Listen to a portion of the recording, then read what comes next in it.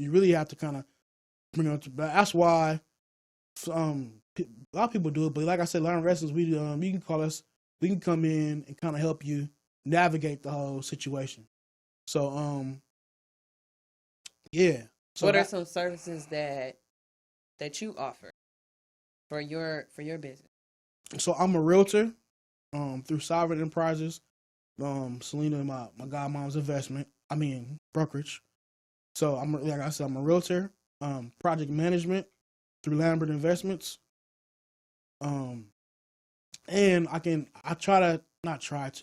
I educate people on how to keep up your property, remodels. We talk about all that. We come out, we consult. Maybe some things maybe some ideas you want to do. Maybe you want to knock this wall down. We're not contractors, but we have expertise in design and certain things that we know. And if we don't know, we'll call somebody else that does know. For instance, termite inspection. Some people, if they didn't really understand what was going on with their property, they see droppings, and they didn't know it was dropping. It's really just termites. But a contractor will tell you anything. They'll come in, replace all the wood. It's like, you really don't need that. So we try to call ourselves like the superheroes of real estate. And yeah, that's what we do. Thank you. I did want to segue into how to maintain your property once you acquire it. What are some tips that you could do to maintain my income property? Okay, maintain the income property. Maintaining the income property compared to your primary residence is a little different, because income property is so based on income. So you don't really want to spend a whole bunch of money, but you need to take care of that property, because that property is bringing you income. Right. That's like going to work in your car and you don't want to put gas in it. And you gotta keep everything up to code. Exactly. You keep everything up to code, and you don't want. And the worst thing is to be getting. Excuse me. Even if you have a property management, you don't want tenants to not be happy with where they stay. Right. The more they're happy, the longer they're going to be there, and the longer they're there, the more you don't have to worry about turnover. Because that's another thing as an investor, when you start losing money, is when people keep moving out. And the way you keep them there is you take care of your property. Take care of your property. Take care of their Then when they put in the work order and see need something fixed, just have it fixed. It's as simple as that. But things you can do. The most important parts of a property is the roof, the plumbing, electrical. So if you have all this stuff like kind of taken care of, maybe once a year, you have your electrician, your plumber go out, check on some stuff. Like make sure nothing's flickering. Make sure you use the sublet box is fine. Just maintenance, just some simple maintenance. Because maybe you need to change a couple plugs, and that plug cost you in the long run thousands of dollars. Right. For instance, we had a plug in my parents' property. The plug, something was wrong with the plug, and the plug ended up setting the chair on fire when I was 7th grade. So our house caught on fire because of a plug.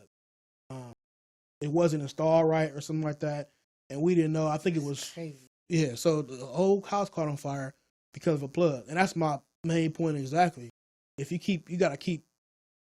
Yeah, you gotta try to keep it. It probably could happen anyway, but little things like that cost you a lot of headaches. So, yeah. Whew.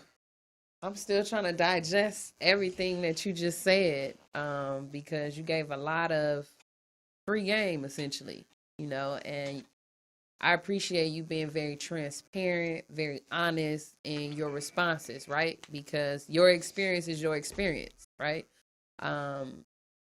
If you could, let me see. If you could give anybody some advice in terms of how to pursue their income property, for instance, what would you tell somebody like that who's kind of on the fence? First, I'll tell them to call me. How can they get in contact with you? Man, I'm give you guys all of that at the end. But first thing I'll tell them is to get off Instagram. Instagram will have, it's so many people on there just talking, blurting out stuff, but they're not giving you the nitty gritty of what's really going on. Mm-hmm. They're not showing you how these appraisers come out and basically blow up deals, and they're not showing you the contract. They're not showing you all that. They're just showing you the blow up, the glow up. The first thing, get with people that actually own properties, own income properties, manage them. Get with them first. First thing you have to do is you have to understand your market, understand your area. Know how much rent is going to be for 1 bedroom, 2 bedroom, 3 bedroom, whatever property, however you want to mix it up. Mm-hmm. Understand what the rent is going to be. Understand Section 8. Even if you're not going to use it, new law, you can't say, no, I don't take Section 8. Don't say that. So educate yourself on that. New law. Yeah, educate yourself on, most importantly, educate yourself on if you're in, I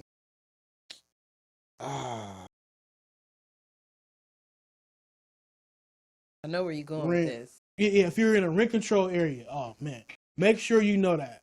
It's a phone number that you can text. You can text the address, and it'll tell you if you're in rent control or not. Because that plays a huge part in, say for instance, you're buying a property, the rents are super low, and you're gonna put a package together to ask the tenants to move. Mm-hmm. In a rent control area, you have to give them a certain amount of time. No, not even that. Yeah, a certain amount of time, but a certain amount of money. Oh, like relocation fees. Okay. And then it depends on how old they are, if they have any ailments, if they have any kids. All that plays a part, and it grows and grows and grows. So you need to know that, because that's another way you can get sued or have any kind of litigation against you because you didn't know and somebody else told them either during or after the fact. So do your research and actually talk to people that actually own property, and talk to a property management company. Figure out everything, how they work.